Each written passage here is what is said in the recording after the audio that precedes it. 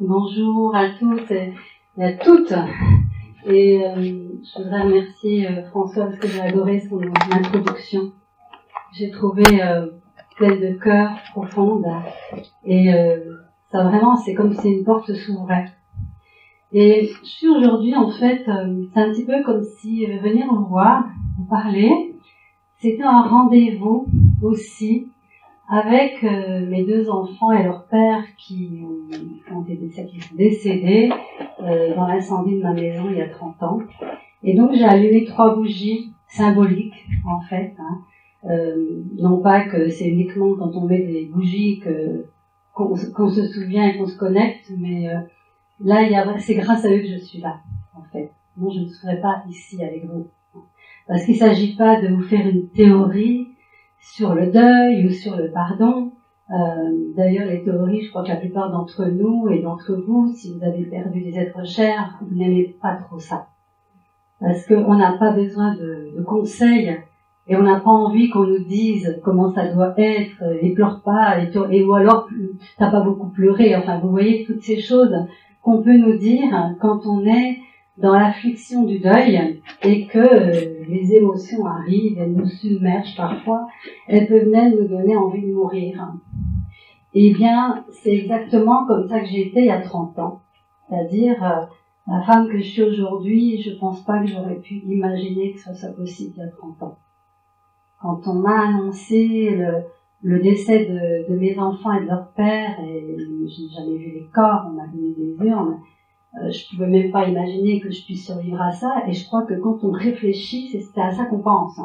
On se dit, mais c'est pas possible. Parce que le mental, notre mental qu'on a mis malheureusement comme étant le chef et le directeur de notre vie, pour la plupart d'entre nous, mais en fait, c'est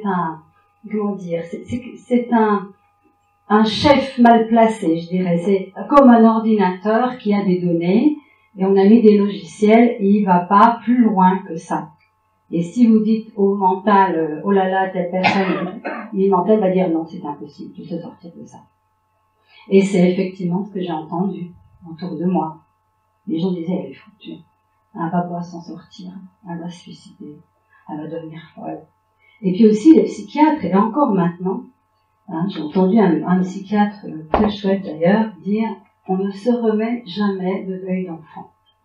Alors quand on dit ça à quelqu'un qui a perdu un enfant, vous voyez quelles sont les possibilités pour cette personne. Déjà dans sa tête, et quand on sait la puissance de la pensée, des croyances, des vibrations, vous dites ça à quelqu'un, c'est comme s'il n'y avait pas une autre porte. Quoique, chez moi ça a fait l'inverse. Peut-être qu'il y en a qui vont se reconnaître. Parce que justement, on disait, elle est foutue, elle va pas s'en sortir. Moi je le pensais, mais j'avais le droit de le penser. Parce que c'était moi. Mais que les autres me disent, mais non, de toute façon, on peut pas s'en sortir. C'est comme si c'est un petit côté en moi qui a dit, mais, ah oui? Et pourtant, il y avait un petit côté rebelle, je ne sais pas comment vous expliquer, néanmoins un tout petit côté rebelle, parce que dans l'état dans lequel j'étais, le rebelle, il n'avait pas beaucoup de force, on va dire.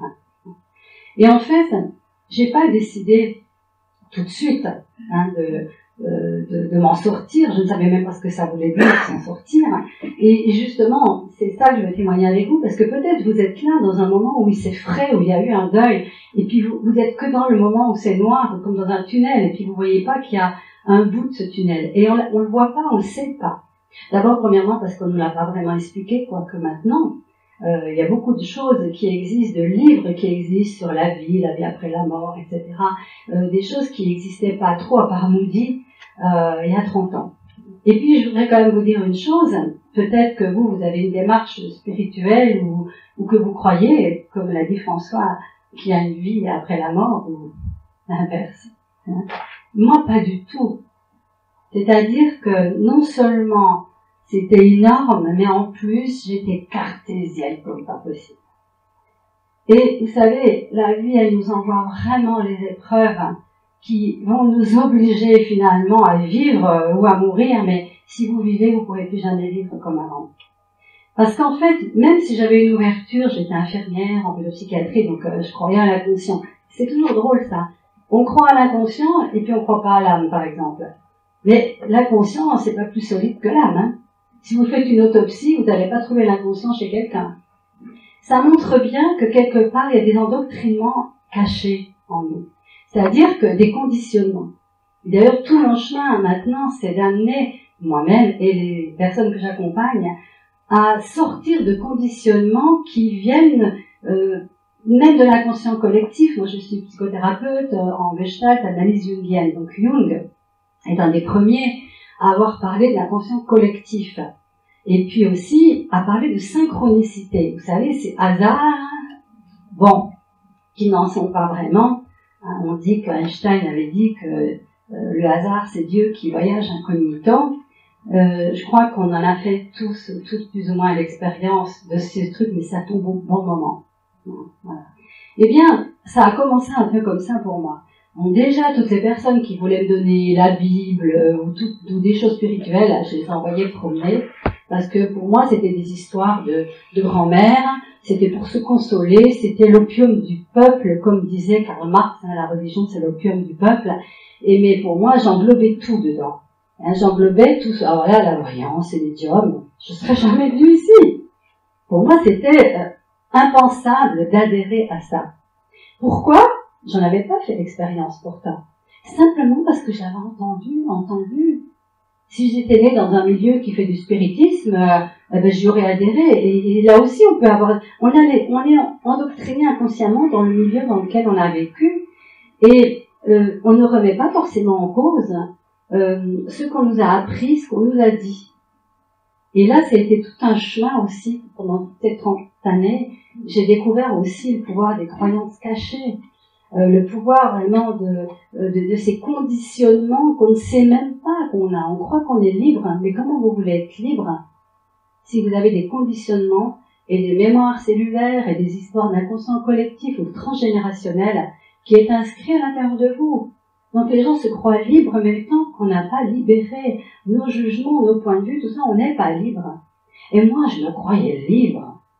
Je me croyais libre justement de ne pas adhérer à toutes ces histoires de superstition. Et puis, le destin, comment on va l'appeler, l'univers, la source, la conscience, la vie, m'a amené certainement une des pires choses en fait qu'on puisse expérimenter, puisque des deuils on en aura toujours. Hein. Voilà, c'est pas une maladie le deuil, hein, j'ai envie de le dire aussi. Hein. Parce que chaque fois que vous avez un deuil, si vous allez voir le médecin, il va vous donner des anxiolytiques, des dépresseurs. Mais en réalité, le deuil n'est pas une maladie. Le deuil, il fait partie de la vie totale. Hein. Pas seulement le deuil d'un être cher d'ailleurs, hein, mais les deuils symboliques. On perd son travail, on est obligé de lâcher sa maison, on a un problème de santé qui nous réduit dans nos mouvements. Tout ça, c'est des deuils à faire en fait, et nous sommes des endeuillés permanents. Sauf que nous n'avons pas eu le mode d'emploi de ça, et que peut-être dans les écoles, c'est la première des choses qu'on devrait apprendre aux enfants, que la vie, c'est ne pas s'attacher, s'accrocher, parce qu'un jour ou l'autre, nous allons perdre les choses que nous avons autour de nous, et c'est pas grave. C'est-à-dire que c'est ce côté-là aussi, de mettre tellement d'importance à l'aspect matériel de la vie qui crée la douleur et la souffrance de ce monde. Alors, est-ce que ça veut dire qu'il ne faut plus rien avoir et puis vivre assis sous un arbre dans le lotus? Non, c'est pas ça que je suis en train de dire. Du tout. Hein. Et que quelque part, plus on est accroché, attaché aux choses et aux gens, parce que vous allez voir, je vais vous parler peut-être aussi d'autre chose, c'est qu'est-ce que c'est que l'amour? Hein? Qu'est-ce que c'est qu'aimer? Est-ce que aimer, c'est être attaché et je veux pas que tu partes et ne me quitte pas et toutes les belles chansons d'amour qui, à mon sens, maintenant, avec le regard que j'ai aujourd'hui, sont des chansons de névrose. Excusez-moi, mais... Et malheureusement, elles sont belles, hein. On a envie de les chanter. C'est ça qui est incroyable. Alors moi, je crée des nouvelles chansons, maintenant. Voilà. Avec des belles mélodies, mais des paroles un peu différentes. Hein. Parce que, quand je m'écoute, maintenant, quand j'écoute les paroles, je dis, ah, je veux pas ça. Alors, un seul être nous manque et tout est dépeuplé. Alors, on allait me dire, bah oui, mais vous nous dites ça, et moi je viens de perdre quelqu'un, et mon monde s'est écroulé, et je suis pas en train de critiquer ça, de juger ça. Non. Vous comprenez bien que c'est pas ça. C'est simplement que peut-être il serait important de vivre aussi chaque jour en sachant que chaque instant peut ne plus arriver. C'est-à-dire, non pas que ça soit morbide, mais vivre comme si nous allions mourir demain. Et si nous vivons comme ça, en sachant que, de toute façon, un jour c'est comme ça que ça va se passer, un jour vous allez mourir demain. Et vous ne le savez pas. Mais si on vivait chaque instant, chaque jour avec les gens qu'on aime, justement, en se disant, quelle merveille de t'avoir dans ma vie, qu'est-ce que je suis heureuse de t'avoir, et je sais qu'un jour, il y en a un ou deux qui partira, mais ça, ce qu'on vit là maintenant, c'est unique, et je veux le graver en moi. Au lieu de dire, bon, bah, je vais, on attend, oui, là, on pourrait passer un moment ensemble, mais bon, dans 6 mois, on va se prendre rendez-vous, etc. Vous voyez? Et pourquoi je parle de ça? Parce que quand un être cher s'en va, mais que vous lui avez vraiment consacré du temps, que vous avez pu vraiment lui dire combien vous l'aimez, que vous avez pu être là pour lui ou pour elle, la douleur, elle est moindre. La vraie douleur, c'est les regrets. Les regrets, non, j'aurais dû lui dire. Alors évidemment, chaque fois que quelqu'un meurt, on dit si j'avais su. Oui, c'est quoi? Vous voyez, si j'avais su, j'aurais fait ci, j'aurais fait ça. De toute façon, on peut rien faire. C'est pas parce que vous l'auriez vu avant, mais au moins vous aurez la satisfaction d'avoir accordé du temps à l'essentiel.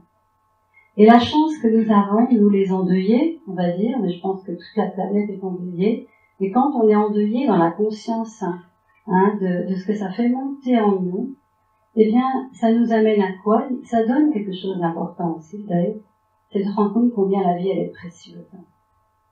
Combien la vie, c'est tout de suite, maintenant, et pas demain, et pas plus tard. Et on ne peut pas l'éviter, ça. On ne peut pas l'éviter, même quand c'est quelque chose de physique. Et donc, en fait, quand ça m'est tombé sur la tête, j'ai envie de dire, non seulement j'ai vu plein de gens disparaître de ma vie parce qu'ils ne savaient pas comment se comporter avec moi, ça vous parle, ça? Et les gens, tout d'un coup, vous ne les voyez plus. Mais c'est pas parce que vous avez fait quelque chose de mal, c'est parce qu'ils sont trop mal. Ils projettent eux-mêmes, en fait, la douleur, et ils n'arrivent même pas, ils savent pas comment vous parler, en fait. Et puis vous, c'est pareil. Vous n'avez pas forcément envie qu'on vous plaigne, et vous n'avez pas envie que les gens ils pleurent pour vous. Vous savez, vous êtes en train de faire votre deuil, et tout d'un coup, oh mon Dieu, c'est terrible, c'est la personne qui pleure, en fait. C'est elle que vous allez consoler. Moi, ça m'est arrivé plusieurs fois. C'est d'ailleurs pour ça que, pendant longtemps, je n'ai plus voulu faire de conférences sur ce thème, parce que je voulais pas être identifiée la personne qui a vécu ça, ou alors la pauvre femme, ou alors elle est magnifique, elle a réussi. Vous savez, toutes ces étiquettes qu'on nous colle. Et moi, j'ai envie de dire que je suis juste quelqu'un qui a appris à vivre. Qui a appris à vivre avec quelque chose qu'elle n'avait jamais appris à gérer. Et il m'a fallu vivre au jour le jour. Et au fond, est-ce que ce n'est pas ça la vie? Vivre au jour le jour et vivre intensément chaque jour. Et aussi, le miracle, je dirais les bénéfices secondaires, parce que j'ai pas envie de trop vous parler, je veux pas vous parler de drame en lui-même. Pourquoi? Parce que je suis pas là pour vous faire pleurer, et voilà, je suis là surtout pour vous montrer qu'aujourd'hui je suis là. Et puis que je suis pas une femme éplorée, et que je ne suis pas un monstre non plus, je suis juste quelqu'un qui vit son humanité à sa façon. Et pour moi, il y a eu un choix qui s'est mis en place, c'est que un jour j'ai voulu mourir. Ben voilà. Mais je crois pas que j'ai voulu mourir, j'ai voulu ne plus souffrir. Est-ce que vous saisissez la différence? Parfois, on a envie de mourir parce qu'on sait plus vivre, on sait plus comment faire, il n'y a plus rien, les murs, c'est comme s'il y avait du savon et on s'accroche au mur et on s'écroule et on descend.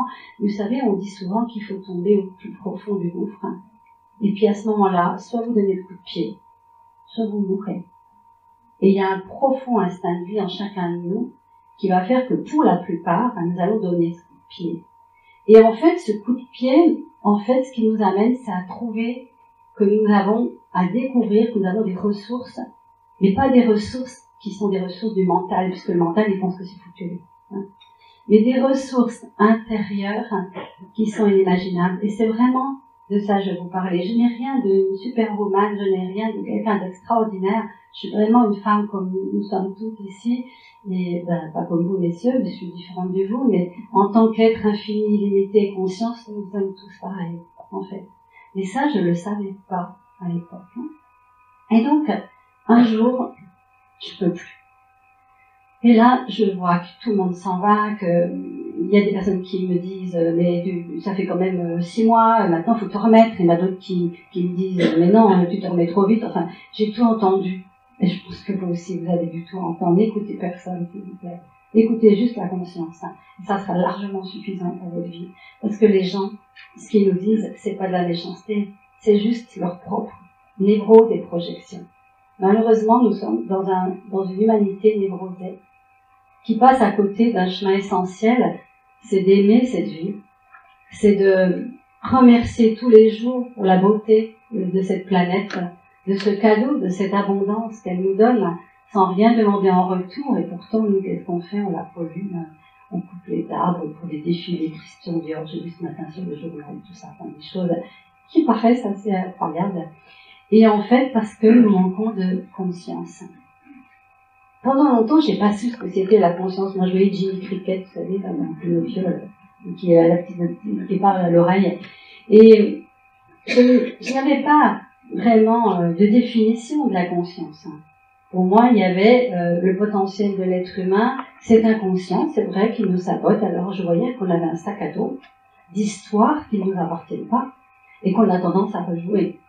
Tout le côté psychologique, ça, j'analysais. Et je me rendais bien compte aussi, très vite, je me suis rendu compte, en fait, que dans la famille, il y avait eu des choses très difficiles qui étaient cachées. Vous savez, ces choses cachées et qui reviennent après. Vous savez, des fois, on rejoue des scénarios, en fait, de nos ancêtres, même si on les a pas connus, parce que c'est inscrit dans notre ADN, c'est l'inconscient collectif, c'est le transgénérationnel. En fait, nous n'arrivons pas vierges sur cette terre, nous arrivons avec des sacs à dos de telles histoires qui ne sont pas forcément les nôtres. Et tant qu'on ne les regarde pas en face et tant qu'on ne se désidentifie pas de l'histoire, on va continuer de reproduire. C'est ce qui s'est passé sur la planète depuis la nuit des temps. Mon histoire aussi, en plus, est une histoire passionnelle. C'est pas un accident. J'ai choisi de divorcer et mon mari n'a pas supporté et il a mis fin à ses jours en emmenant les enfants avec lui. Donc c'est encore une deuxième histoire à gérer. Vous voyez, parce que des fois on a des morts par accident mais on ne se sent pas concerné. Enfin, on n'est pas impliqué directement. Là, quand même, le médecin légiste m'a dit, madame, on vous a cherché, vous étiez où? J'étais pas là, excusez-moi. C'était presque ça en fait. Voilà. Et donc, il y a eu à la fois le déchirement, je dirais, de la séparation, de l'absence de mes enfants, et qui était innommable, mais il y avait aussi en plus cette charge de culpabilité, éventuellement d'accusation, que j'ai gérée dans un second temps, parce que je crois que je ne pouvais pas tout faire. Voilà. Et donc, en fait, ce jour, je me souviendrai toujours du jour où je me suis dit, de toute façon, là, j'ai essayé un petit peu, mais je veux plus souffrir, donc ce soir, je passe à l'acte. Et j'ai quand même dit, et si je pouvais faire autrement, comment je ferais? J'étais quand même dans une sorte de question, et ça m'amène après de la prière. Bien sûr, je ne priais pas puisque j'étais athée. Mais il y a des prières laïques qui sont décrites sur vie à l'intérieur de nous. Vous savez, ces moments où on est là, mais qu'est-ce que je peux faire? Vous croyez à rien pourtant, mais tout d'un coup, il y a un élan. Et c'est une vibration. François a abordé ce niveau vibratoire. C'est ce que j'ai découvert dans mon cheminement, c'est que ce monde est un monde vibratoire. Il n'y a que des vibrations, des ondes qui partout. Et nos vibrations attirent à nous les événements, les gens qui correspondent à ce niveau vibratoire. Donc s'il y a des choses que nous voulons changer dans notre vie, eh bien, il faut d'abord changer nos vibrations. Et ces vibrations, elles viennent des pensées, des histoires d'avant, comme je disais, de l'inconscient collectif familial, etc. Et quelque part, avec tout le cheminement, j'ai pu faire, en tout cas, le lien, en tout cas, de me dire que je n'étais pas une victime. Et aussi, une des raisons de mon passage ici, c'est de nous inviter à sortir du triangle victime-sauveur, qui est perduré de partout. Et même, je vais vous dire, c'est tout simple, vous venez de perdre quelqu'un. Ben, même là, ça va se jouer. Vous avez les sauveurs qui arrivent, et parfois, c'est plutôt un frein. Pourquoi? Moi, je remercie ceux qui m'ont aidé du fond du cœur, mais je remercie aussi ceux qui m'ont pas aidé. Pourquoi? Parce que j'ai été obligée de trouver mes ressources. C'est pas ça que j'aimais, hein. Mais j'ai été obligée. J'ai été acculée parce que c'était ça ou mourir. Donc il y a une force. Vous savez, c'est cette force qui est en nous, dont je vous parlais tout à l'heure, mais qu'on ne sait même pas qu'on a, tant qu'on n'est pas confronté à l'épreuve. C'est-à-dire que si on vous parle d'une épreuve que vous allez arriver avant, vous allez vouloir vous jeter sur un pont, parce que vous êtes sûr que vous n'allez pas y arriver. Mais quand vous êtes dans l'épreuve, il y a quelqu'un, je ne sais plus qui a écrit, il n'y a aucune épreuve qui ne vous soit donnée que vous ne puissiez la traverser. C'est comme si inconsciemment il y avait quelque chose qui était déjà plus ou moins programmé à l'intérieur de nous et qu'on nous a donné les éléments pour le dépasser et pour le transformer. Mais ce que j'ai appris aussi, c'est que si j'arrivais à transformer, à dépasser certaines choses, c'était pas toute seule. Et c'était avec quelque chose que je ne croyais pas du tout. C'est-à-dire l'invisible. C'est-à-dire ce que je nomme aujourd'hui la conscience. Et en fait, la vie me l'a mis devant moi. C'était pas possible de faire plus grand que tout ce qui m'est arrivé dans mon cheminement. Et le jour où je suis là, en train de dire ce soir, je veux disparaître de cette planète, je ne veux plus souffrir, parce que comment je pourrais vivre avec cette douleur, ça sonne à la porte. Alors je vais ouvrir. Et une amie est là avec le livre de Martin Gray. Vous connaissez Martin Gray, hein, les jeunes peut-être pas. Martin Gray, c'est un homme qui est mort il y a 2 ans en Belgique, et son livre, c'était Au nom de tous les miens. Ça vous dit quelque chose? C'est quelqu'un qui était dans les camps de concentration, et toute sa famille, il était juif, et à 15 ans, déjà, il fallait voir déjà l'instinct de vie qu'il devait y avoir en lui, parce qu'il s'évade. Il monte sur les wagons, et il arrive à s'évader. Et il arrive à rejoindre sans papier, sans argent, sans rien, les États-Unis. Et il arrive à recréer une vie, une carrière, un business, tout. Et il se marie avec une femme formidable. Il a 4 enfants merveilleux. Il vient habiter en France, dans le sud de la France, au Talleyrand, et toute sa famille périt dans un incendie, sauf lui. Alors vous imaginez l'écho que ça a fait. Et d'habitude, je ne voulais pas lire, je ne lisais rien. Et je regarde derrière. Ah, c'est une histoire vraie, une histoire vécue. Alors je vais la lire. Et quand j'ai eu fini de lire, c'était incroyable ce qui s'était passé en moi. J'ai dit, s'il a pu, je peux. Ça, c'était la première étape. C'est pour ça que je suis là. Pourquoi? Parce qu'un témoignage vivant de quelqu'un qui est comme nous, c'est pas que ça va vous donner une piste de comment vous allez faire. Non, certes pas. Non, jamais je vais vous dire de faire ça, ça, ça. Mais simplement, si une personne a pu, ben vous pouvez aussi. Et la force du témoignage a été pour moi quelque chose d'incroyable. Je me suis toujours reliée à Martin Gray, que j'ai rencontré, que j'ai remercié, évidemment, parce que il avait été le déclencheur d'un choix. Parce que tout a commencé quand même, à la fois par une question. Oui, mais comment?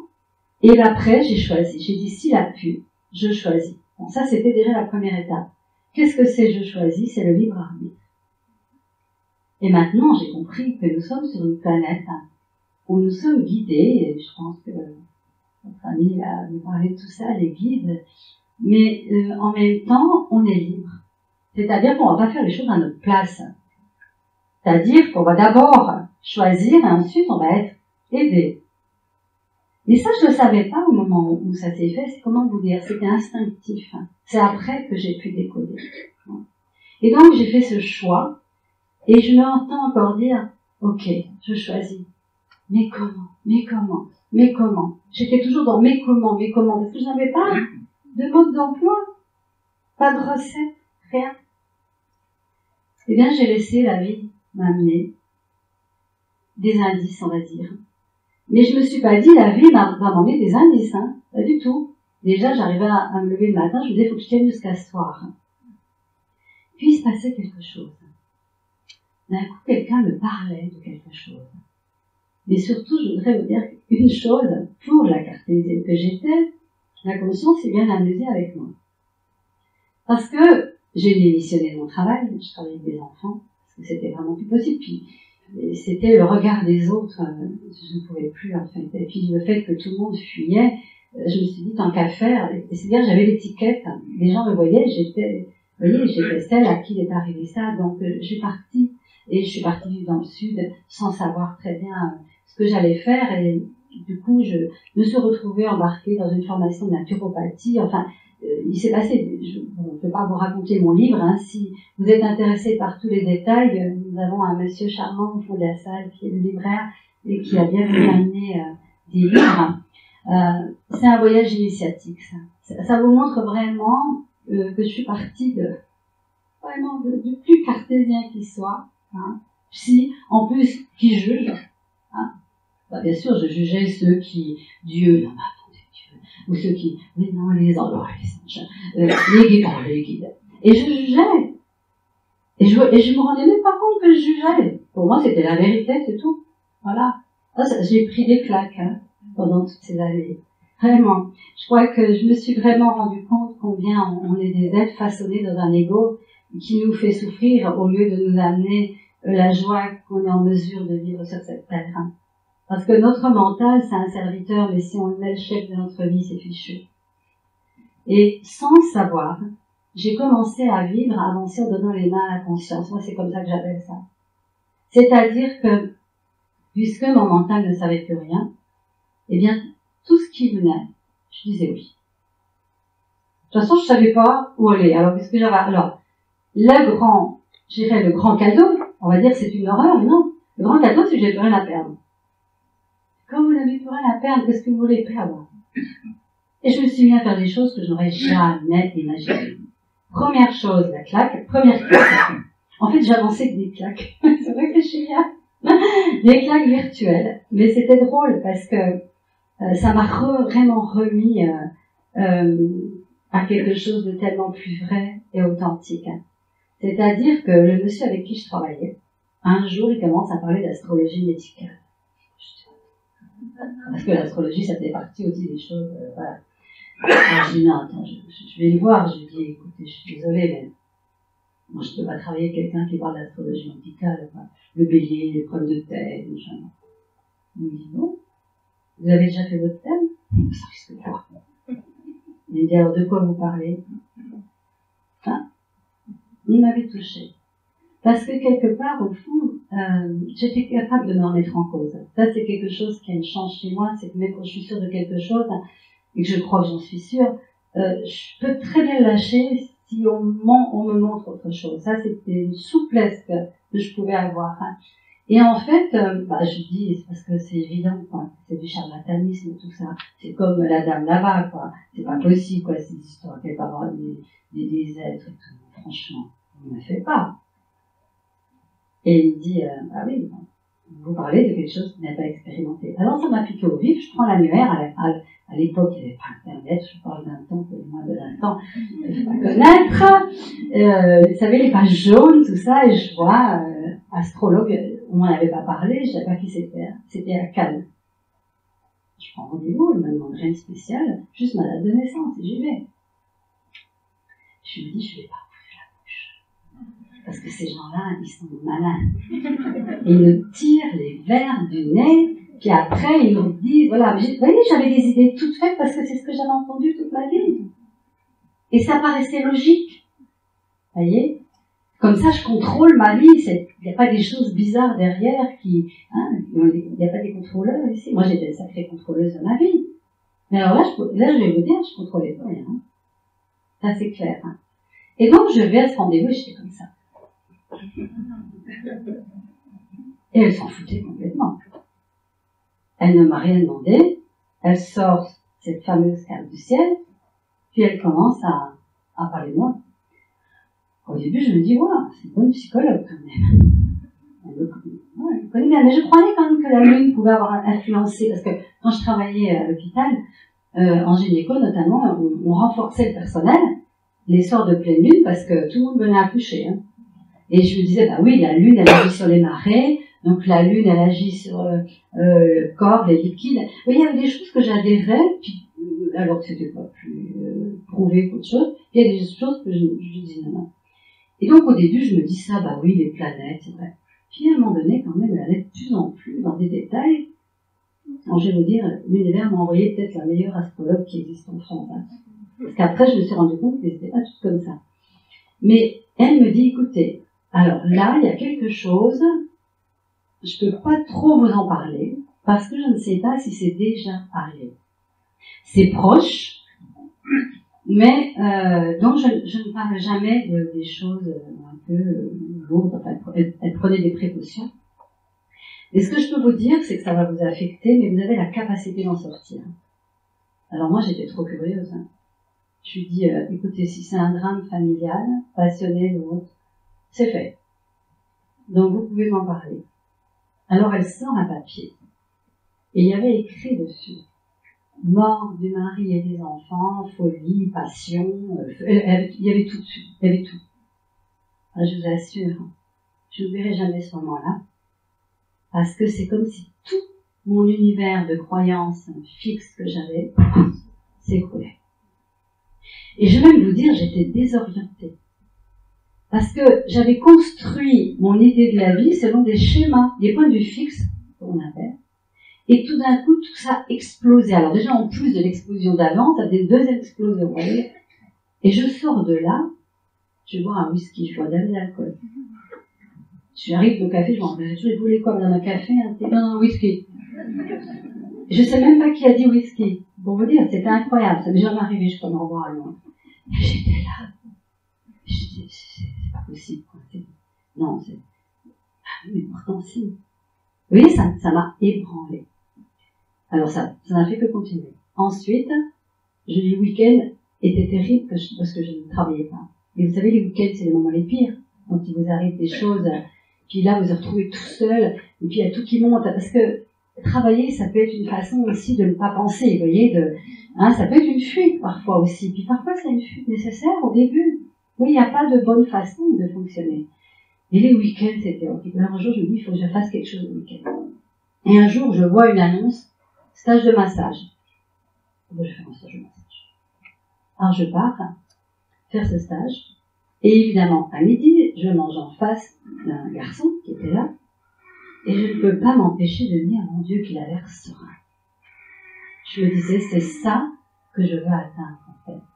S'il y a une vie à vivre, je veux être comme lui. Je le connaissais pas, mais wow, il y avait une paix, il y avait quelque chose. Et voilà, alors du coup, j'ai écouté ce qu'il disait, et il commence à parler de l'âme. Alors je dis, non, pas lui. Non, pas lui. Non, attends, l'âme. Je dis, mais l'âme, c'est quoi? Puis il commence à essayer de m'expliquer, mais j'étais tellement pas là-dedans. Et il me dit, tu sais quoi, tu vas lire un livre. C'est un roman, mais ça va te permettre peut-être de mieux comprendre. Alors je dis, ok. Alors je ne sais pas si vous connaissez, c'est un livre d'Odette Parta-Didier. Je crois que c'est Le souffle de l'aurore, mais je ne suis plus sûre parce qu'il y en a plusieurs. Hein? Je lis ce livre de retraite qui raconte un essai, enfin, l'âme et tout. Je dis, c'est quoi cette histoire d'âme? Mais si encore j'avais eu des notions spirituelles avant que ça m'arrive, mais rien, et je me tourne, je suis embarquée là-dedans, mais d'une façon comme un tsunami, quoi, en fait. Il y a eu le premier tsunami de la perte et du deuil qui ne dirait pas, puis le deuxième tsunami, c'est tous les repères qui s'écroulent. J'allais dire que j'ai perdu mes repères avant, mais là, je perdais mes repères psychologiques. Puis je me disais, j'avais des fois le regard de la psy, je me disais, tu deviens folle. Puis au fond de moi, je me disais, bof, de toute façon, hein, plus rien à perdre non plus. Vous voyez, c'est ce côté de me dire, ben, pourquoi pas y aller quand même, parce que je ne sais pas où aller. Et vous voyez, je ne fais pas d'effort pour trouver, comment dire, quelqu'un qui allait guérir mon âme. Hein, je n'étais pas là-dedans. Et un beau jour, ça ne fait que continuer. Je lis le livre de Parta-Didier, je ne vais pas tous vous les raconter, mais je vous raconte les plus importants. Et un jour, je vois un médecin homéopathique, j'étais malade. Et il me parle, il me demande, je raconte que j'ai perdu mes enfants. Il dit, peut-être vous pourriez aller voir cette dame qui est radiesthésiste, elle a beaucoup aidé les gens endeuillés. J'ai rien à perdre, hein. Je vais voir la dame radiesthésiste qui prend son produit. J'ai fait quoi, c'est ce truc, c'est quoi? Ah oui, mais non, je découvrais tout depuis le plus bas du bas. J'ai dit, mais il fait quoi? Pourquoi vous le faites tourner? Non, il tourne tout seul. J'ai dit, attendez, ils sont pas tout seuls, hein. Bon. Mais je vous assure, bon, je me dis, laissons là dans son truc. Et elle me dit, je sais plus ce qu'elle me dit, elle m'a dit plein de choses, mais elle me dit une chose, vous savez, je connais pas loin une dame qui voit les désincarnés. Désincarnés. C'est quoi ça? Désincarnés, c'est un mot qui fait peur, moi. Désincarnés. Et puis elle me dit, ah oui, mais elle est magnifique, enfin bon. Bon, je continue, quoi. Je vais aller voir. Et là, il se passe un truc énorme. Déjà, elle me regarde bizarrement, je dis, elle est louche ou quoi? En fait, elle regardait mon aura. Mais moi, je ne savais pas qu'on avait un aura. Mais je savais rien. Vous voyez, les gens, des fois, ils ont déjà des idées, alors ils cherchent à conforter leurs idées, mais moi, je savais rien. Et donc, elle me dit, qu'est-ce que ça a dû être dur? Et je lui dis, quoi? Bah, ce deuil. Mais vous voyez ça où? Là, dans votre aura. Ah bon? Et l'aura, c'est quoi? Ah ben, c'est une énergie qui est autour de vous. D'accord. Et puis, c'était bon. Là, j'avais pas pris le whisky, là, j'ai commencé à être habituée quand même au choc. Mais c'était quand même bizarre. Elle ne me connaissait pas, il n'y avait pas Internet où on va mettre le nom, vous savez, on sait toute l'histoire des gens. Et elle me dit, oh, tout d'un coup, son visage s'illumine, vraiment. Elle me dit, oh mon Dieu, que c'est beau. Et je vais rien dire. Je vois un petit garçon et une petite fille qui se donnent la main. Et c'est joyeux, il y a des fleurs partout, et ça chante, et c'est tellement beau. Alors moi, la fontaine, évidemment, parce que je dis, si elle voit, je veux voir aussi, moi, je veux dire, je voyais rien. Et puis, en même temps, j'y croyais pas, mais je pouvais pas m'empêcher de me dire, mais comment elle sait ça? Enfin, vous imaginez, il y a trop de devenir fou, quand même, quand j'y réfléchis maintenant, vous parlez, je dis, waouh. Et puis, elle me dit, mais la petite fille, elle tient un truc dans ses mains. Puis elle fait, tu vois que j'arrive, elle faisait ça. Tu vois que j'arrive. Elle me dit, c'est quoi? Je sais pas. Elle me dit, puis le petit garçon, il parle de Jeanne le lapin, tout le temps Jeanne le lapin, ça vous dit quelque chose? Je dis, non. Bon. Elle dit, ils ont un message pour vous. Ils nous disent, maman, on savait. On avait choisi ça pour que tu deviennes une grande dame. Je pleure jusqu'à la fin de mon corps. Je comprends rien à cette histoire. Qu'est-ce que ça veut dire? On a choisi ça, tout ça. Mais en même temps, je sens qu'il y a quelque chose de vrai. Elle me parle, je sens l'énergie, j'ai des frissons partout. Et puis je sentais des choses dans mes cheveux. J'avais l'impression qu'on me caressait les cheveux. Et plusieurs fois, ça m'était arrivé, qu'on me caresse les cheveux. Enfin, je croyais, je me retournais, il n'y avait personne. Je dis, non mais ça va pas. Je suis un peu... Voilà, j'avais toujours ça, je ne savais rien, j'avais rien lu. Et je pars, et je rencontre une semaine après l'ancienne nourrice de mes enfants. Et puis, tout d'un coup, je lui dis, en fait, est-ce que ça dit quelque chose, ce truc-là, d'Annick qui aurait fait? Elle dit, oui, c'est le Rubik's Cube. Et en fait, vous savez ce que c'est les Rubik's Cube? Moi, j'avais pas ça chez moi, mais chez la nourrice, il y en avait un, elle n'y arrivait jamais. Et c'est comme si elle disait, toi maintenant, là où je suis, je peux tout faire.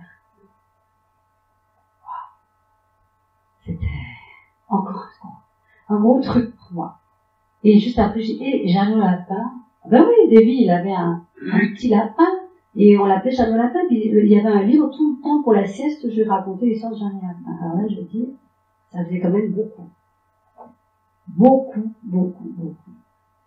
Alors à partir de là, je commençais à lire des livres, parce que je voulais comprendre.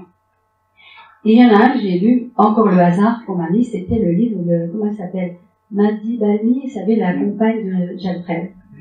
Et je lis comme ça, et tout d'un coup, je l'entends qui raconte qu'elle sentait des souffles dans ses cheveux, enfin tout ce que j'avais vécu. Je dis, puis elle croyait vraiment à la surveillance de l'âme, etc. Alors à partir de là, je crois que la femme que j'étais avant, ça a été terminée.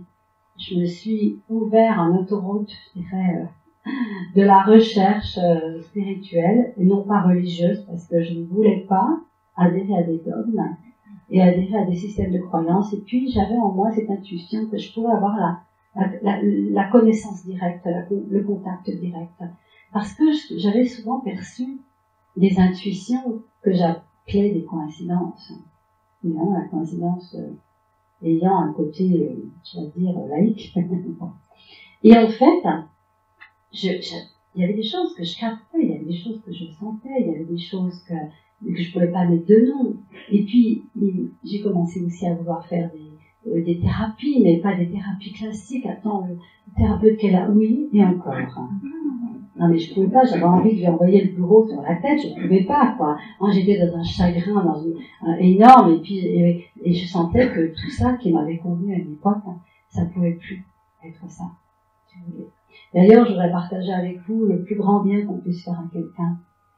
Quand il est dans un deuil qui est tout frais comme ça, c'est d'accueillir ses pleurs. Parce qu'en fait, pourquoi les médecins ils donnent tout de suite des médicaments? Parce qu'ils sont mal avec ils savent pas quoi faire, ils sont impuissants. Le médecin, il est là pour guérir, il est là pour soigner. Et quand, dès que vous pleurez, il passe vite à autre chose, il griffonne l'ordonnance, voyez.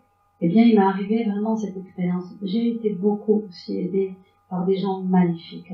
Vraiment, j'ai eu une chance incroyable, je peux vous le dire. Mais des êtres, c'est pas leur savoir, mais c'est par leur être, par leur présence.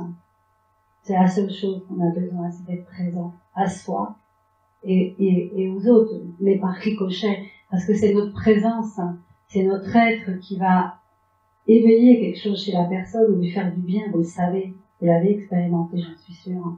Et là, ma fille, elle avait été suivie par une psychologue. Et une nuit, dans le désespoir du manque de ma fille, parce que je veux pas ces détails-là, parce que je veux pas justement faire remuer ça, mais je ne sais plus quoi faire et je vois son téléphone et j'appelle, il est 11h du soir. Peut-être même minuit, je ne sais plus. Elle répond. Je déciderai qu'elle répond. Et je lui dis, j'en peux plus. Je peux plus, j'arrive pas à continuer. Elle me dit, venez demain. Et donc, du coup, ça m'a calmée. J'ai dormi et le lendemain, j'y vais. Je ne verrai jamais. Je rentre dans son cabinet, elle est assise, je suis assise. Elle ne me dit rien. Au départ, je ne dis rien. Je prononce juste le prénom de ma fille, et là, je pleure. Et elle pleure. C'est-à-dire qu'en fait, il s'est rien passé pour, comment vous dire, chacun on était vrai. Chacune, on était authentique dans ce qui était en train de se jouer. Et il n'y avait pas, mais non, il faut pas pleurer parce qu'elle n'aurait pas aimé, vous savez, ces trucs, on me dit, oh là là, ça c'est énervant. Et on pleure parce qu'il y a un débordement. Et par contre, il est vrai aussi qu'il ne s'agit pas de pleurer toute notre vie, ceux qui sont partis. Parce que là, il y a quelque chose de morbide qui s'installe. Parce qu'en fait, c'est s'accrocher, en fait, au souvenir, mais dans le manque, c'est ce qui va nous empêcher de traverser le deuil, justement.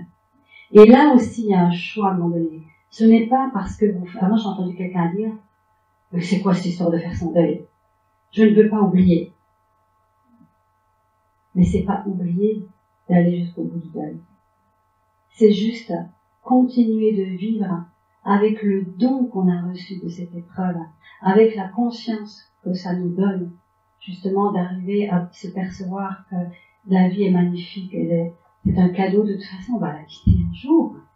Donc le temps qu'il nous reste nous à vivre, alors que les autres sont partis avant nous, si on pouvait en faire quelque chose de beau, si on pouvait en faire quelque chose qui change cette planète aussi, si on pouvait en faire quelque chose qui amène plus de conscience, à commencer par nous, notre conscience. Et la première chose en fait, c'est d'être conscient, et c'est ce que la vie m'a montré, que nous ne sommes pas nos corps. Nous ne sommes pas notre mental, que François a dit dans l'introduction. Nous sommes la conscience venue faire une expérience dans un corps humain, parce qu'il y a des choses qu'on fait quand on est dans un corps qu'on ne peut pas faire quand on n'est pas dans le corps. Et c'est comme un peu comme une pièce de théâtre. On choisit les rôles, on choisit les situations. Allez, moi je vais jouer ce rôle-là. Qui c'est qui veut venir faire le rôle du méchant? Toi? Ok, d'accord. Qui veut venir faire le rôle du sauveur? Ok. Puis tout d'un coup, on plonge dans la vie, dans un ventre, dans un utérus, voilà. Et puis, on a oublié qu'on ait la conscience, puis en plus, on ne nous le rappelle pas. Enfin, peut-être que certains ont vécu, ou peut-être que vous l'avez entendu. Moi, j'ai entendu parler de conscience quand j'étais petite. J'ai jamais entendu que je pouvais être une conscience qui est juste venue emprunter un corps pour faire un voyage sur la planète Terre. Puis un jour, on dit, bon, ben voilà, j'ai terminé, maintenant je vais le laisser, tiens, ce corps. Et puis, peut-être je reviendrai, peut-être je reviendrai pas. Et en fait, cet oubli-là, c'est, à mon avis, le drame de ce monde. Parce que si nous ne sommes pas connectés à ça, qui est pour moi la vraie réalité, quand les spirituels disent le monde est une illusion, je comprends, comment une illusion, mais attends, je suis pas une illusion, moi, hein, voilà.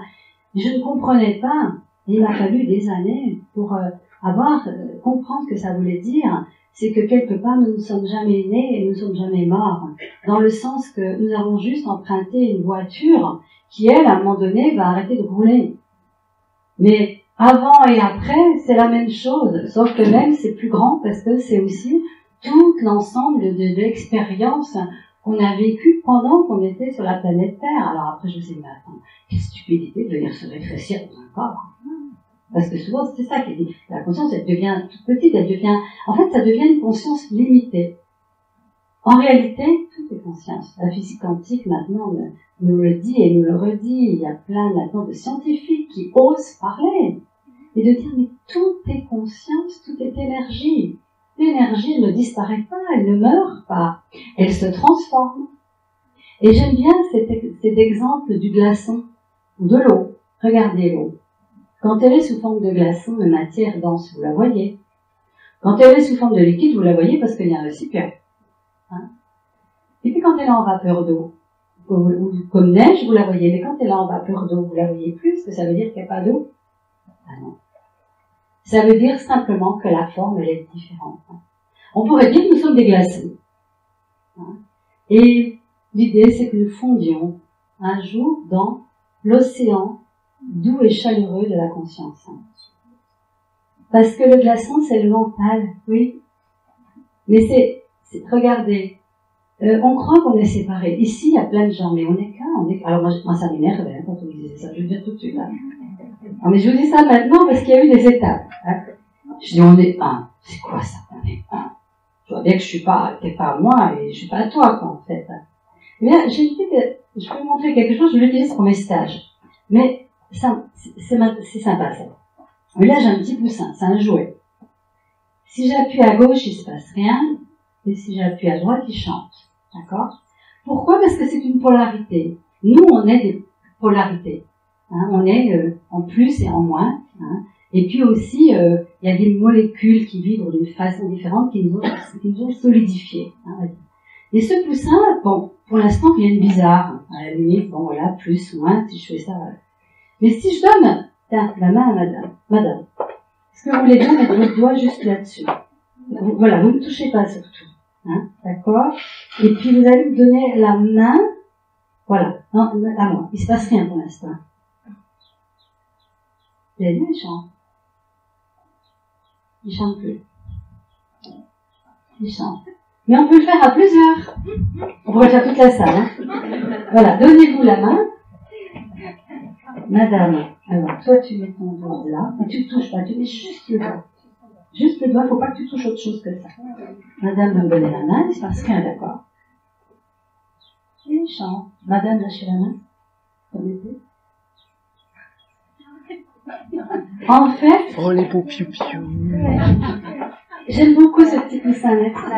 En fait, on pourrait se donner tous la main. Alors, vous comprenez mieux pourquoi on fait des groupes de prière. Et ces gens qui se donnent la main, parce que ça crée un égrégore et qu'on retrouve cette conscience unique que nous sommes. Quand le mental s'en va, quand l'ego accepte de se dissoudre et qu'on accepte de se fondre en étant un, parce que l'ego, il ne supporte pas de se dire, il y a un. Ah non, il y a moi. Et moi, je suis ici, et toi, tu fais ça. Et c'est ça notre souffrance. Mais c'est ça que j'ai découvert tout au long de mon cheminement. Vous voyez, je viens vous parler du deuil, du pardon, mais en réalité, je vous parle de tout. Je vous parle de l'essence même de la vie. Moi, ça m'a fait découvrir ça. Ça m'a amené des expériences qui m'ont obligé à réaliser que j'étais pas uniquement ce petit corps dans une limite que de la peau. Et bien, comment vous croyez aussi que ça s'est passé? Ça s'est passé sans que je demande. J'étais en Égypte, bon. J'ai fait un voyage qui s'appelle Mourir pour renaître. Déjà, le thème, il est quand même évocateur. Vous savez, il y a Eckhart Tolle qui dit quelque chose, j'aime beaucoup ça. La mort vous dépouille de tout ce qui n'est pas vous. Le secret de la vie, c'est de mourir avant de mourir. Et de découvrir que la mort n'existe pas. C'est beau, ça. Mais moi, ça m'aurait rien dit. Hein. Je me dis, maintenant, oui, je trouve ça beau. Et pourtant, il m'est arrivé quelque chose.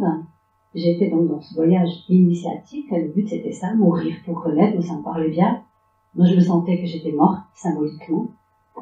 Disons, la personne que j'étais avant était morte dans tout son système de pensée, mais il était en train de se faire une renaissance de quelqu'un d'autre, avec d'autres pensées, avec une conscience plus large, plus éveillée, vous voyez, plus élargie. Et quelle gratitude j'ai maintenant, si vous saviez, quelle gratitude j'ai pour ces trois êtres. Parce que si j'avais pas autant été dans cette souffrance du manque et de l'arrachement, est-ce que vous croyez que j'aurais eu ce courage de continuer à vivre? Vous savez pourquoi j'ai fait le choix aussi? Parce que comme ils sont morts, mes enfants, parce que j'avais demandé le divorce, et je voulais qu'ils soient heureux, et c'est pour ça que j'avais fait cette demande, mourir, ça aurait été les tuer une deuxième fois. C'était ne donner aucun sens à cette démarche d'un choix de liberté, parce que je savais au fond de moi que c'était pas juste de se réduire. Alors je pourrais vous faire aussi toute une conférence sur la relation, sur le couple et tout et tout. Ouais. Alors là, parce que ça fait partie aussi de mon cheminement de guérison.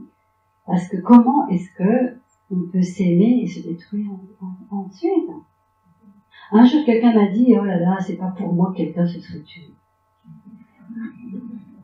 Je dis quoi? Elle avait l'impression que c'était une preuve d'amour.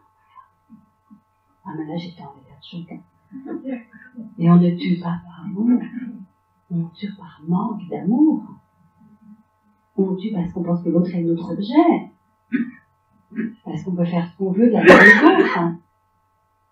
Mais l'amour, le vrai amour avec un grand A, tellement peu de gens le vivent. Pourquoi?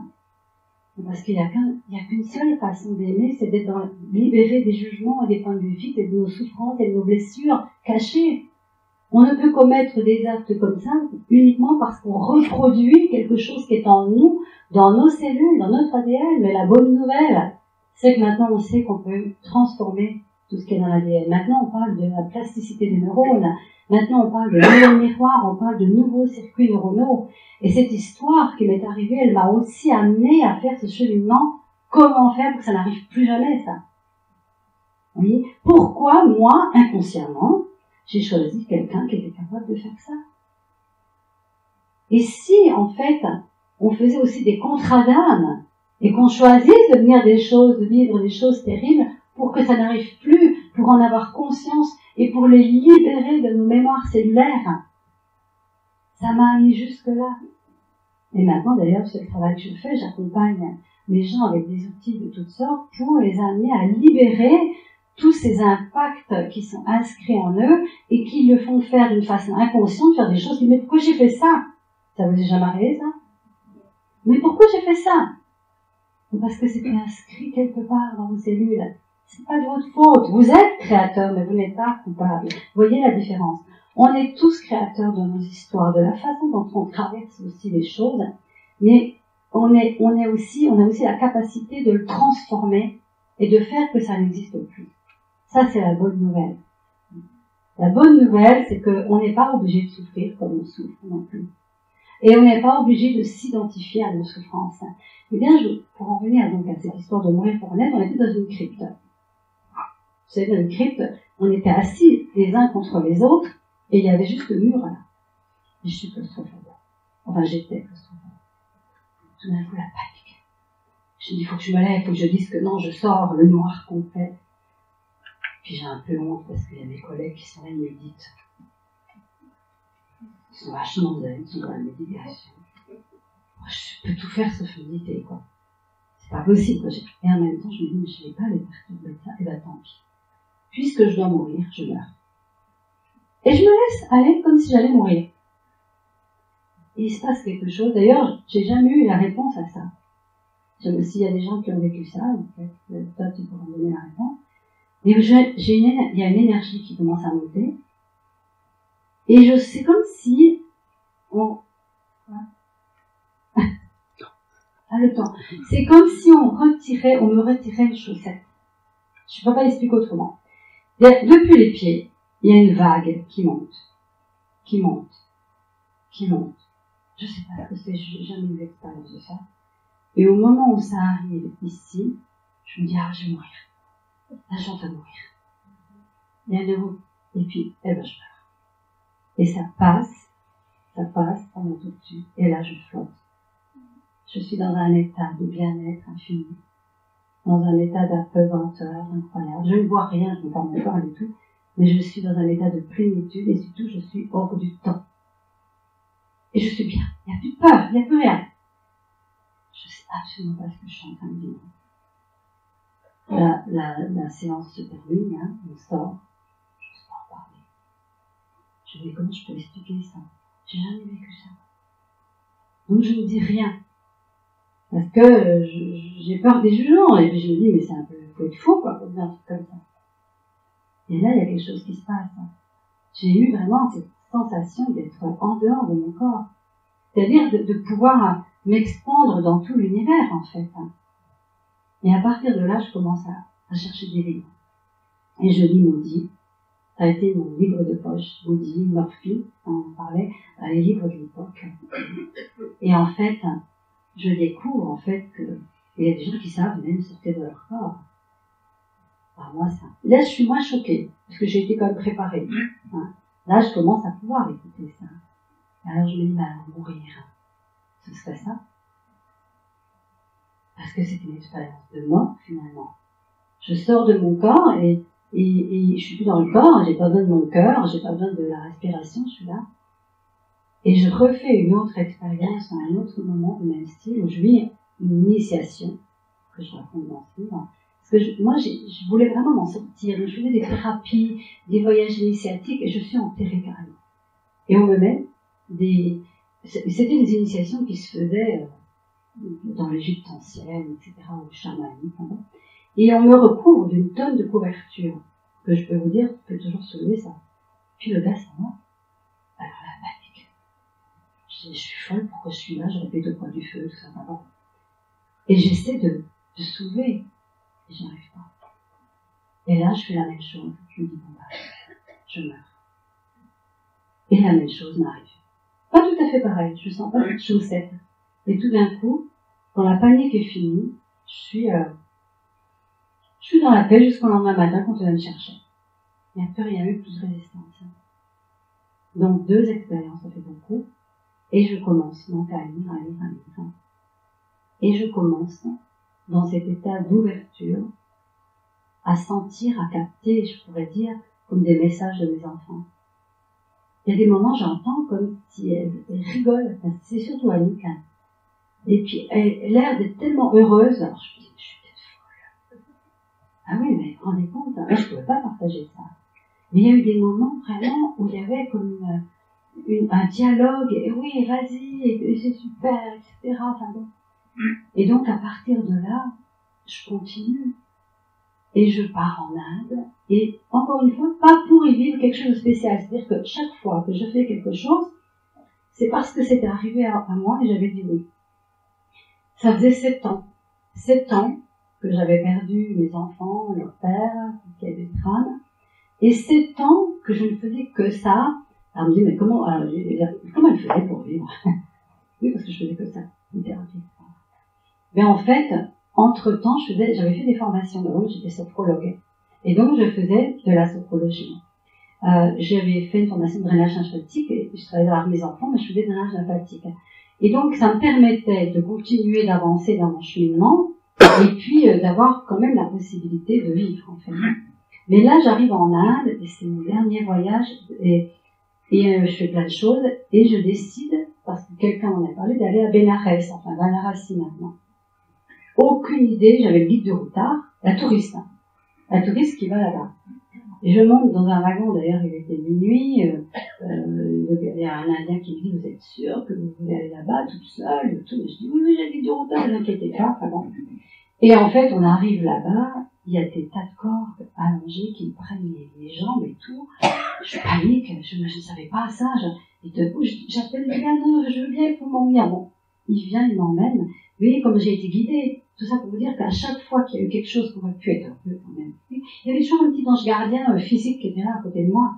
J'ai toujours eu ça tout le temps, tout le temps. Du jour où j'ai fait le choix, je veux bien vivre, mais comment? Du jour où j'ai dit, si je meurs, mes enfants meurent une autre fois, donc je veux pas qu'ils meurent une deuxième fois, et je veux que le temps qui m'a été donné, puisque j'ai été épargnée, j'en fasse quelque chose. Et c'est pour ça que je suis aujourd'hui là. Parce que, avant de partir en Inde, j'avais rencontré Martin Gray. Et je lui avais dit, je voudrais vraiment vous remercier. Bon, je suis pas encore totalement guérie. J'ai encore des moments difficiles, mais votre livre m'a permis de me rendre compte que je pouvais y arriver. Il me dit, c'est pour ça que j'ai écrit. Et il m'a dit, s'il vous plaît, ne me remerciez pas. Mais si un jour, vous guérissez, témoignez à votre tour. Et c'est pour ça que je suis ici. Et c'est pour ça que j'ai ce livre qui est là. Et bien, quand je suis arrivée à Bénarès, là, il s'est passé comme une magie, c'est que je suis arrivée sur un bateau voir les foyers de crémation. Et tout d'un coup, seulement à ce moment-là, je réalise que c'est comme ça que ma famille est décédée.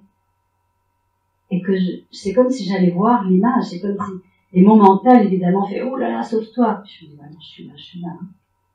Et en fait, ils prennent les corps, ils les mettent dans l'eau, ensuite ils les mettent sur le bûcher, et là, il se passe quelque chose d'incroyable.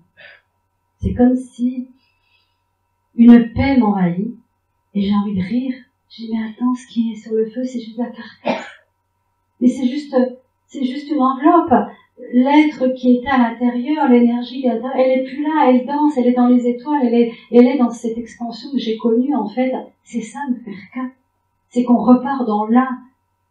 Et là, je comprends, mais nous ne faisons qu'un, je comprends cette expérience de petit poussin, je comprends que nous ne faisons qu'un, effectivement, en tant que conscience, en tant qu'énergie, mais qu'on se réduit volontairement en tant que conscience pour se limiter dans un corps, pour faire des expériences qu'on ne ferait pas si on n'avait pas un corps, mais aussi pour apprendre à faire cette expérience en ayant la conscience que nous sommes cet être infini, et cet être lumineux et d'amour, et qu'il y a plein de possibles que nous pouvons vivre sur cette planète Terre, à condition qu'on redonne la main à la conscience, c'est-à-dire la petite conscience limitée qui est dans mon corps, elle est totalement une partie de la grande conscience.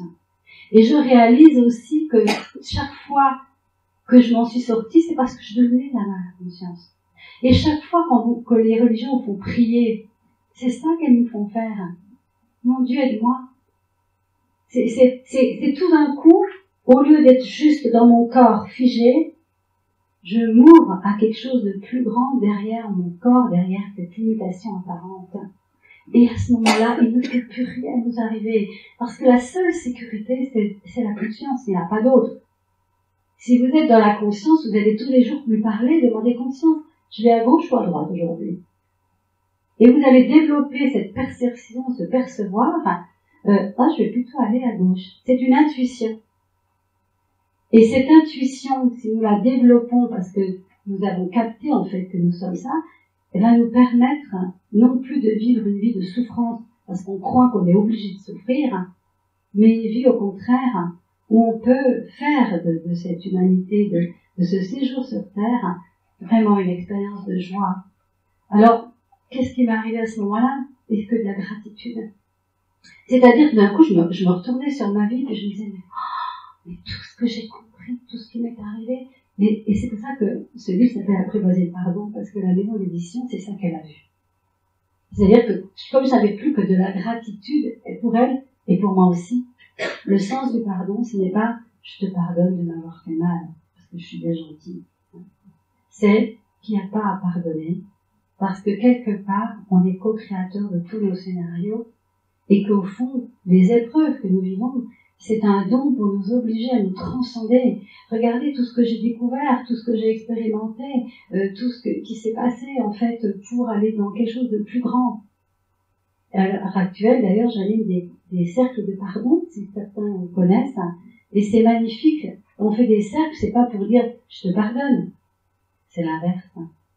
C'est-à-dire que vous allez vous retrouver face à quelqu'un qui est censé représenter la personne qui vous a fait du mal, ou qui vous a abusé. Donc, comme par exemple, moi, j'avais mis le père de mes enfants. Et au lieu de dire « je te pardonne pour ce que tu as fait », en fait, nous, on dit « je te demande pardon ». Et vous savez pourquoi? Parce que le nombre de fois où on dit que on ne réussit pas notre vie parce qu'on nous a fait ça. Le nombre de fois où on va dire mais je ne peux pas changer parce qu'il m'est arrivé cet abus, il m'est arrivé ce drame, etc. On est en train de faire porter la responsabilité à une expérience qu'on a vécue, alors qu'en fait, nous pourrions avoir le choix de transcender cette expérience et d'en faire quelque chose qui nous grandisse. Que vous savez, c'est la différence. Mais vous savez pourquoi c'est important? Parce que si vous reprenez cette responsabilité de vos chagrins, etc., si c'est pas la perte de votre papa qui vous rend dépressif depuis 6 mois, mais que c'est l'attachement que vous avez créé et que vous voulez pas lâcher ça, c'est pas la personne qui vous rend malheureuse. C'est le refus de couper le cordon et de laisser les êtres qui doivent quitter la terre. Mais tous nous allons perdre quelqu'un. Alors je sais bien qu'il y a des personnes peut-être qui veulent perdre quelqu'un tout de suite, là, c'est douloureux. Mais en même temps, je peux pas vous le prouver. Mais les gens qui partent, c'est que c'est leur moment de partir. Et ça aussi, c'est quelque chose que j'ai pu capter, pu entendre, pu recevoir. Vous allez me dire, oui, mais si la personne n'a pas pris la voiture, elle aurait pas eu l'accident. Ben, regardez ce que m'a dit l'astrologue. Elle m'a montré. Moi, je me disais, mais comment j'aurais pu faire? J'aurais pu arriver plus tôt. Il n'y aurait pas eu la bouteille de gaz qui était ouverte. Mais en fait, tout se mettait en place pour que je puisse pas échapper à ça. Parce que c'est quelque chose que mon âme avait certainement co-créé et prévu. Donc, vous voyez, si on pouvait reconnaître que la personne qui est partie, la personne qu'on aime profondément, elle est partie parce que elle a fait son expérience sur Terre. Vous croyez que vous auriez pu faire quelque chose? Non. Alors là, tout de suite, je vais vous dire non, non, non. On n'a pas ce pouvoir. On n'a pas ce pouvoir-là, en fait. Et regardez, il y a des gens, ils font 10 tonneaux, la voiture, elle est écrasée, ils sortent, ils ont rien. Qu'est-ce qu'on dit? C'était pas leur moment. Mais c'est vrai, c'est pas le moment. Vous voyez combien ça peut faire partir des peurs, ça? Ça vous fait partir la peur, le regret, la culpabilité, le blâme, la honte, enfin tous ces trucs qui vous empêchent de vivre, en fait. Et toutes les fois où vous croyez que vous ne devez pas être heureux parce que vous avez perdu des gens qui sont morts et tout, mais alors personne ne va jamais être heureux sur cette planète. Puisqu'on perd toujours quelqu'un.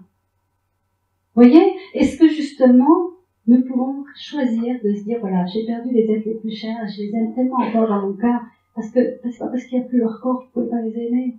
J'ai jamais tant aimé autant mes enfants que maintenant.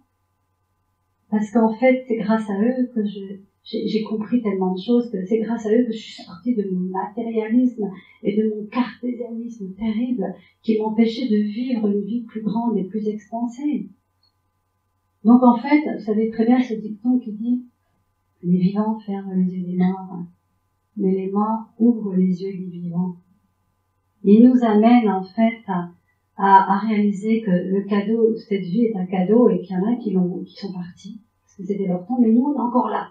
Mais même si c'est qu'une heure, est-ce qu'on pourrait pas choisir juste pendant une heure de remercier et d'être heureux? Parce que je crois que le bonheur c'est aussi un choix.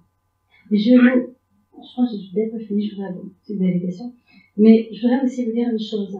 C'est que, parce que j'ai toujours cru que je ne jamais m'arrêter de pleurer si je repensais à certains événements. Et je faisais une formation où on faisait une régression, enfin, vous savez, une méditation guidée. Et d'y arriver à 6 ans, à 7 ans, tout ça. Et dès que j'arrive à 7 ans, je pleure. Le lendemain, on en refait une, 7 ans, je pleure. Et je trouvais ça, c'était normal. Puis à un moment donné, il dit, rappelez-vous que vous avez le choix. Vous n'êtes pas obligé de regarder là où ça fait mal, où ça a fait mal.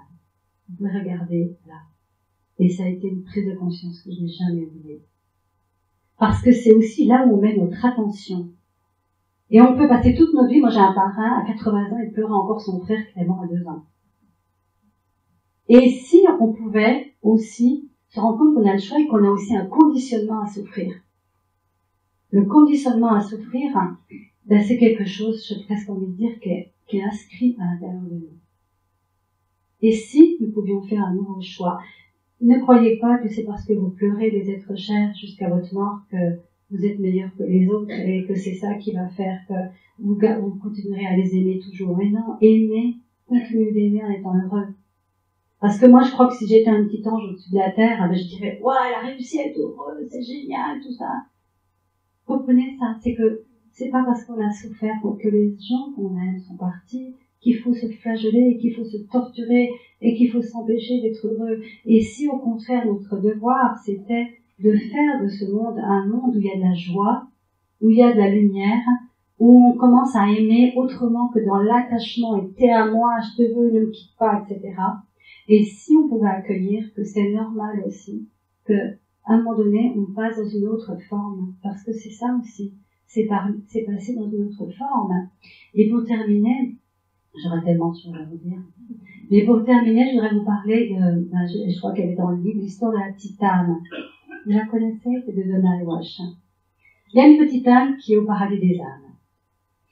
Et puis, elle est jeune. Elle va voir Dieu. Écoute, Dieu, c'est vrai, ici, c'est bien, c'est plénitude, c'est zen et tout. Mais, moi, j'aimerais bien faire une expérience de comment c'est d'être magnifique. Ah, Dieu, il dit, tu sais, tout ce que je crée est magnifique. Non, mais, je voudrais expérimenter ce que c'est d'être magnifique dans un corps. Je voudrais aller sur terre. D'accord, mais qu'est-ce que tu veux faire comme expérience pour montrer que tu es magnifique? Voyons. Oh, je vais faire l'expérience du pardon. Ok. Alors, il dit, mais il faut que tu invites des autres âmes à venir te permettre de pardonner. Alors, elle se retourne. Qui c'est qui veut venir avec moi sur la terre faire l'expérience du pardon? Les âmes regardent ailleurs. Alors là, elle est triste. Non, mais attendez, si personne ne vient, je ne peux pas faire cette expérience. Elle demande 2 fois, 3 fois, puis à mon avis, elle est une vieille âme qui arrive. Mais non, vous savez, une âme, elle a plus besoin du tout de s'incarner. Ben, voilà. Elle dit, ben moi, je viens avec toi. Alors, la petite, elle dit, non, s'il te plaît, pas toi. Oh, t'es tellement merveilleuse. Mais si, je veux venir avec toi faire l'expérience du pardon. Elle dit, mais pourquoi tu ferais ça? Et elle lui répond, parce que je t'aime. Mais, je vais devoir tellement baisser les vibrations pour te faire du mal que je risque d'oublier qui je suis. Alors, s'il te plaît, toi, ne l'oublie jamais. Est-ce que ça résonne pour vous, ça? C'est un autre regard sur le bien ou le mal qu'on peut nous faire. Et en 2015, j'ai choisi de faire un rituel pour Annick, Davy, Robert. Je ne savais pas ce qui allait se passer, mais j'avais envie de leur dire merci. Parce que je l'avais jamais fait, en fait, d'une façon. Et puis moi, je suis jungienne, en Jung, c'est vraiment, le rituel, c'est quelque chose de très, très important. Et j'avais mis une photo à chacun, j'avais mis des fleurs. Et quand, des fleurs différentes, et quand j'ai parlé à Annick, je lui ai dit combien je l'aimais, il n'y avait plus que de la joie. Le deuil était vraiment fait, vous voyez, il n'y avait plus que de la joie, de la gratitude. Puis j'ai fait pareil, avec de la joie, de la gratitude. Et puis, il y a eu ce moment où j'étais devant leur père, j'avais jamais fait ça. J'avais jamais voulu être dans la haine. Je me disais, ben, pour faire ça, il faut vraiment souffrir. J'avais toujours des explications. Mais là, je me retrouve face à son visage. J'avais eu une photo d'avant, voilà. Et je plonge mes yeux dans son regard. Et là, je ne fais plus que pleurer. Mon cœur qui s'ouvre, et qui s'ouvre. Je ne fais plus tout, qui pleure. Et en fait, les mots sortent de ma bouche et je dis, je sais que nous avions choisi ça. Je peux pas vous dire d'où ça vient. Je l'ai pas mentalisé en aucun moment. Et il y avait plus que de l'accueil, que de l'acceptation, que de la gratitude. Alors je le dis ici parce que vous êtes des gens ouverts, enfin j'espère en tout cas. Mais c'est pas le genre de choses que vous pouvez raconter parce que tout de suite dans le monde on est dans action-réaction, victime, bourreau, sauveur. Il a fait ça, il faut lui faire ça, et même en politique c'est ça, victime, bourreau, sauveur, il y a un pays il faut les sauver, la fois d'après c'est nous qui devons être sauvés, et puis la fois d'après, ça n'en finit plus, il faut arrêter ça, cette escalade, tout ça, c'est fini. Hein. Et à un moment donné, il y avait une personne qui était voyante dans la salle, et qui dit, j'ai un message de Robert, et il dit, enfin, tu te souviens. Vous voyez, tout ce que je voulais vous dire aujourd'hui, c'est que quoi qu'il vous arrive et quoi qu'il nous arrive, il y a quelque chose derrière qu'on n'imagine pas. Même les gens que vous avez perdus. Vous avez peut-être perdu des enfants et vous dites que c'est vraiment pas juste. Vous ne seriez pas ici, en train de chercher quoi d'autre est possible dans ma vie.